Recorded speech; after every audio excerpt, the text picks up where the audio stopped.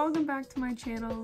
My name is Sam, for those who don't know me, and today we are filming in my bedroom. You know, with quarantine and lockdowns and stuff, you gotta make what do with what you've got. So today we are going to be doing a budget flower pressing painting. I will include some images right about now. Flower pressing is a very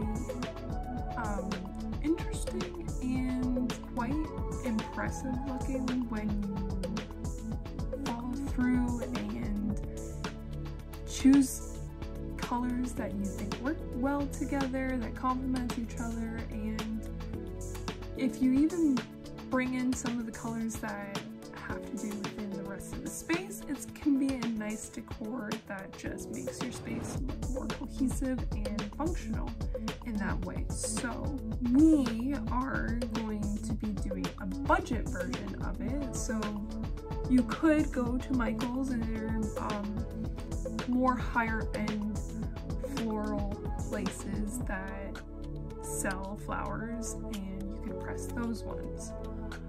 But with 2020 and as we're going on, a lot of the times we're trying to find ways to save money, specifically during this time, Christmas and holidays that are coming up that you want to purchase and give gifts to your loved ones or friends and family. So just wanted to dive into a way that we can not only save money but also make a unique and personal pieces for someone else or within your own space.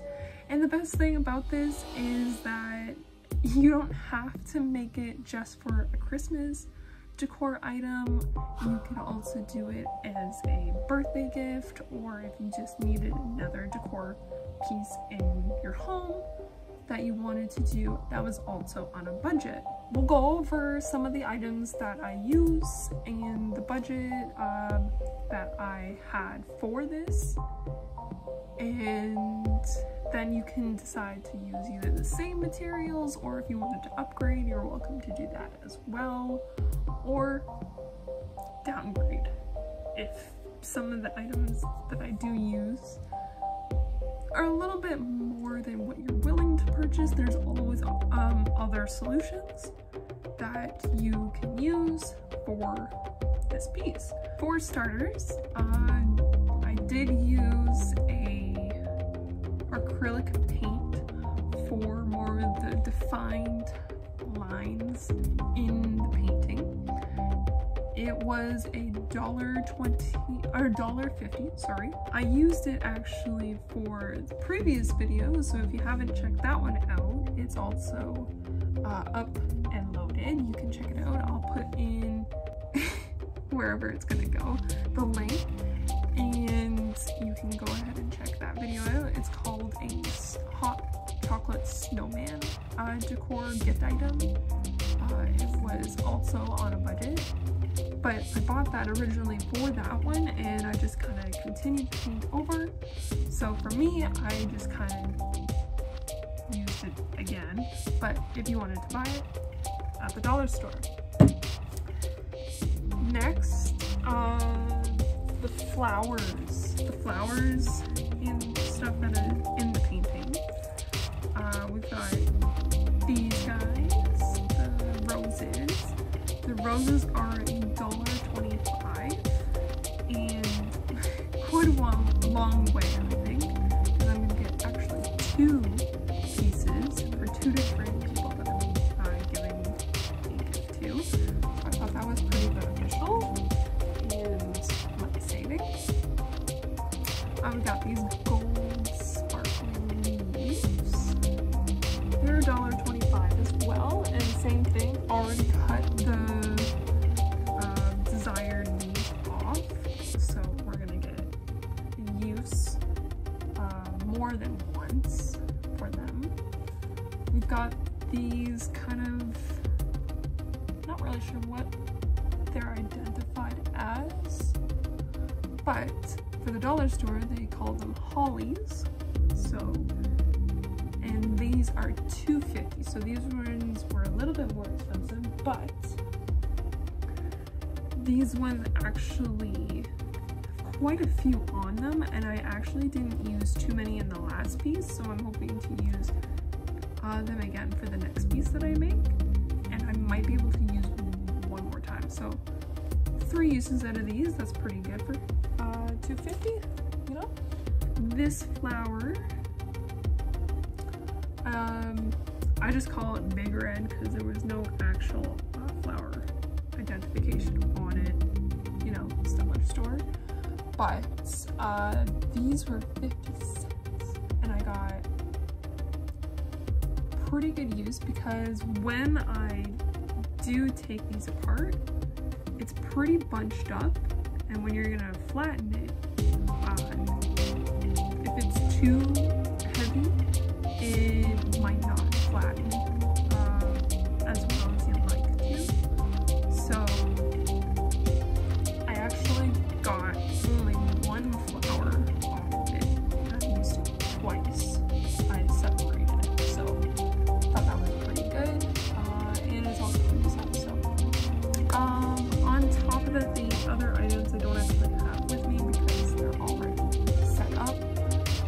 We've got the watercolors. I already had those, but you can go and get those either at Michael's or Walmart. I'll put up the ones that I think are the cheapest, but also fairly good for their value, as well as the brushes. Same deal. I got them from Walmart, and actually they're fairly decent brushes. I've used them quite a few times now. So, and then for the paper, I had that already. It was a large piece. Did get it from Michael's, so it's a little bit more expensive, but sometimes if you get a little bit more expensive, you get that better quality. So, and as well as I needed the bigger piece, so that was a good choice for me. But I have been using it for multiple pieces. So, or there is smaller sheets at the dollar store, but ultimately that up as well, so that you can see that. I'll see you over in my kitchen where we'll do the painting.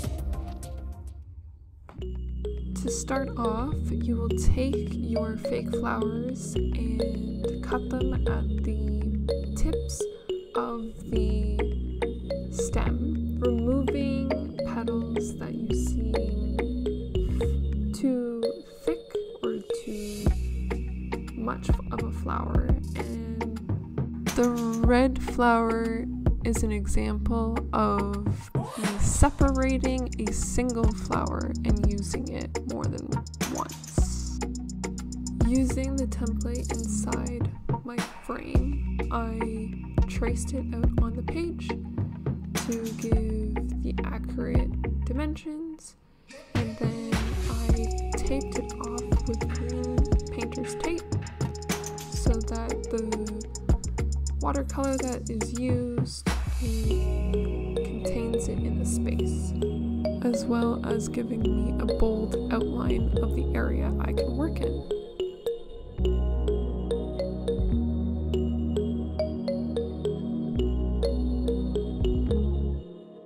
Once you have your desired space taped off, you will trace very lightly a brainstorm idea of what you want your art piece to look like.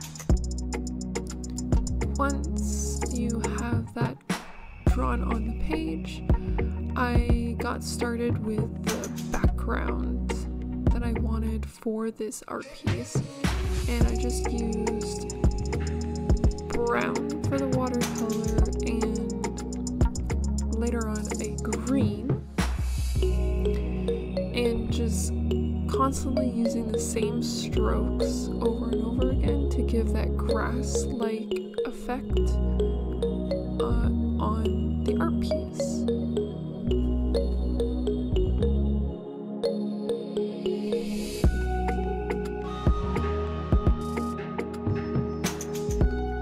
Once the brown was fully covered across the page, I lightly went over the green color, using that same technique to blend in nicely with the brown.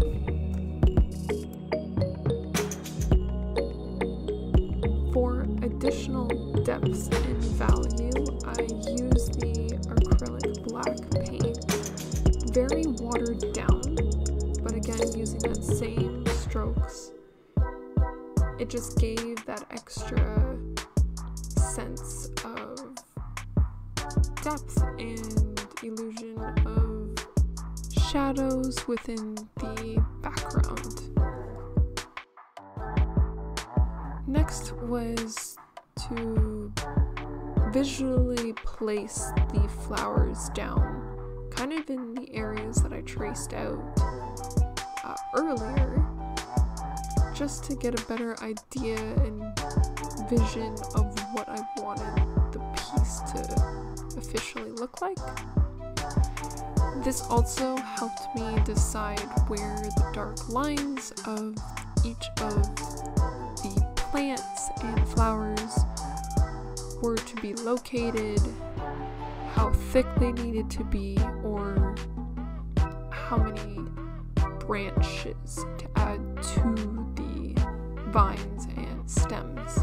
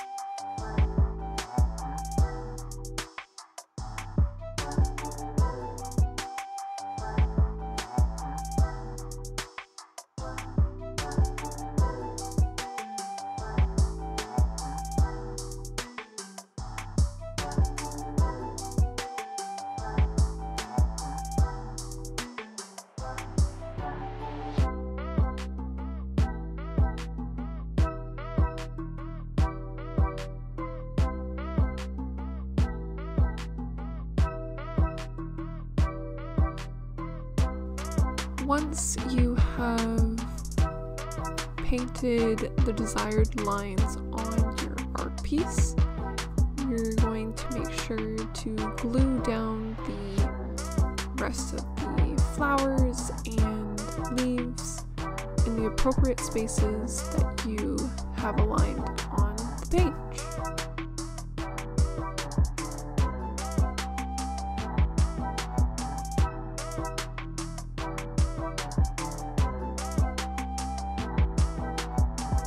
Once your art piece has fully dried, paint and flowers, you'll remove the tape carefully without ruining the art piece. Grab a metal edge ruler, grab a cutting mat to place underneath the art piece so that you don't ruin the paper underneath it, and carefully cut out your artwork.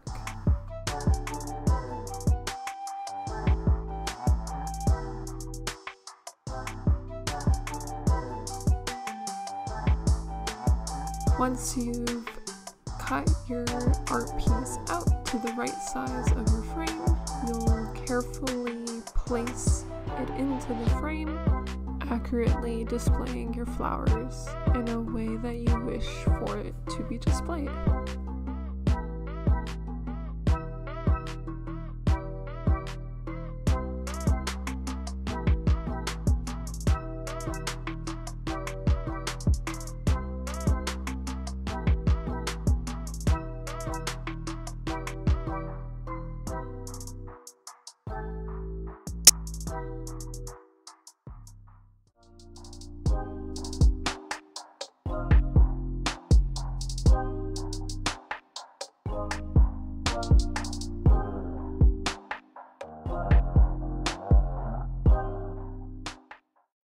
want to thank you guys for watching my video. As you saw the result of the painting slash gift idea, it was out of this world of how well it turned out. I love the colors and the dark lines just contrasting against the background with the flowers and their nice textures that they had to offer. Just worked really well with this painting piece, as well as the colors reflecting where it's gonna eventually go once I give the gift to the person. If you liked the video,